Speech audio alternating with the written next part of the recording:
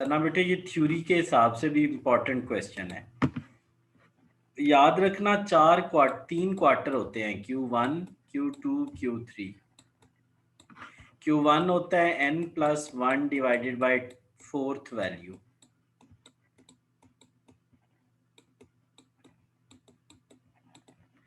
बेटा Q2 होता है 2n+, ये 2 बाय सना पुत्र, n+1 डिवाइडेड बाय फोर्थ, और बेटा साथ क्या है, मल्टीप्लाई 2 से हो गया। और एक बेटा थर्ड है n+1/4 मल्टीप्लाई बाय 3 वैल्यू। ठीक हो गया, 3 क्वार्टाइल होते हैं सना, ये अनग्रुप्ड में होते हैं बेटा। ये कहाँ होते हैं? अनग्रुप्ड में। जी। ये कहाँ होते हैं बेटा? अनग्रुप्ड में। ठीक है बेटे, ग्रुप्ड में क्या होता है सना? ग्रुप में क्या होता है सर? ग्रुप में फॉर्मूला चेंज हो जाएगा। कैसे? कैसे हो जाएगा चेंज सर? वो फार्मूला, ये बेटा अनग्रुप का क्वार्टाइल है। अब मैं आपको बताने लगा हूँ ग्रुप का क्वार्टाइल। बेटे ग्रुप का Q1 पता है कैसे निकलेगा? L plus L plus H/F n/4 minus C। बेटा Q2 कैसे निकलेगा?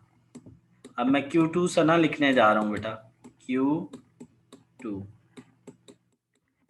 L प्लस, बड़ा मुश्किल है टाइप करना, L प्लस H/F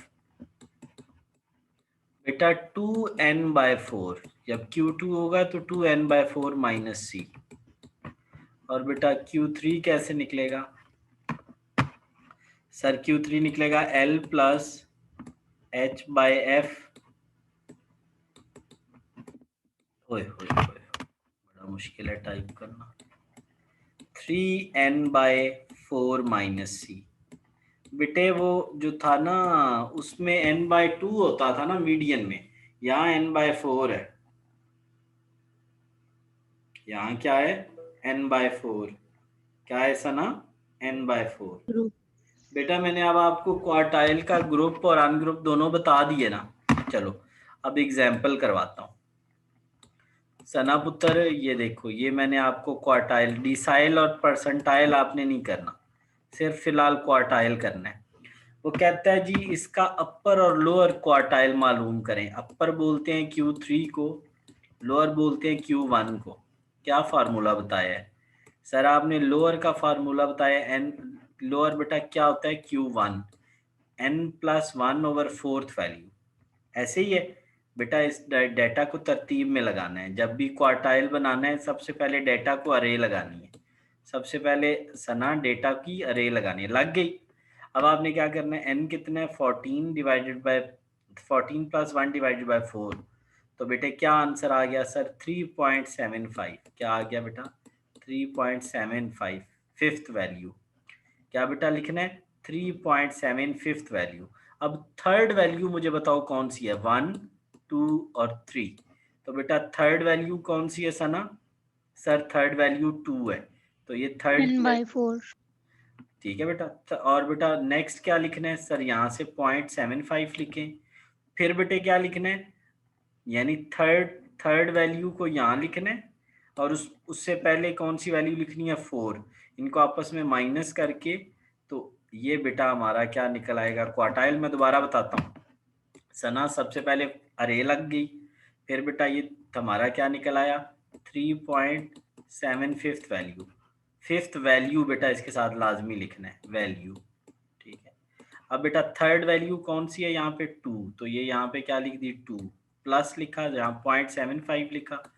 बेटा 3 में से 2 को माइनस करना है, यानी अगली में से पिछली वैल्यू को माइनस करके यहाँ लिखना है, और ये अब आपका लोअर को।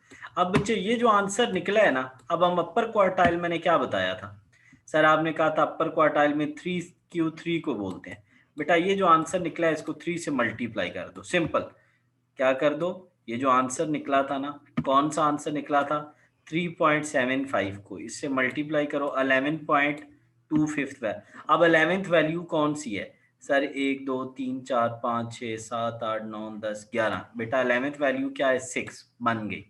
बेटा अब क्या करना है? 0.25 लिखा, और इससे आगे वाली वैल्यू क्या है? 11 सर, वो भी 6 है, और उससे ये भी 6 है, तो बेटा 6 में से 6 गया 0, तो ये आंसर आ गया।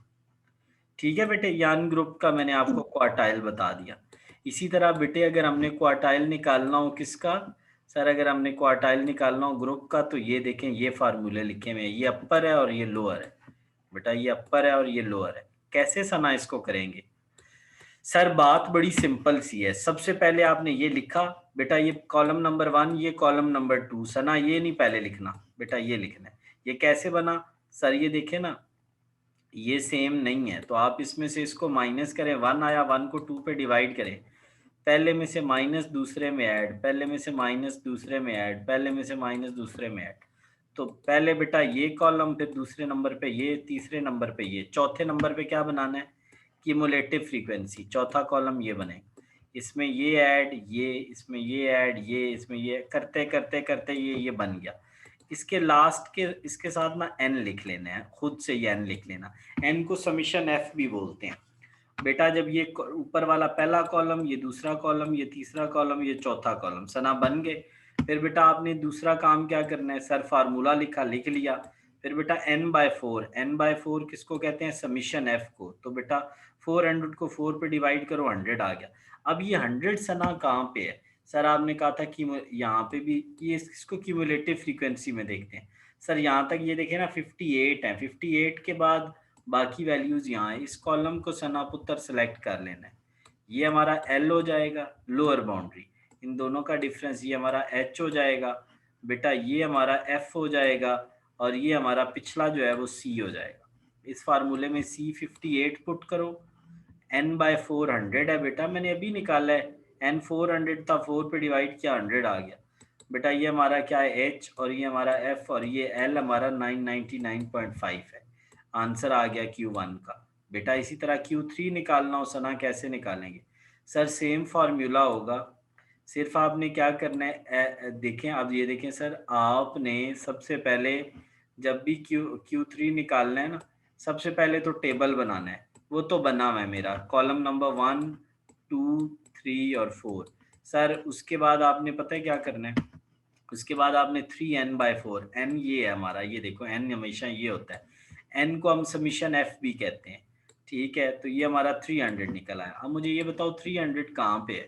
300 कहाँ पे है इस टेबल के अंदर? ढूंढो। सर यहाँ पे भी नहीं है, यहाँ पे भी नहीं है, इस कॉलम में। तो बेटा ये आपका कॉलम सेलेक्ट हो गया। ठीक है, ये हमारा एल हो गया।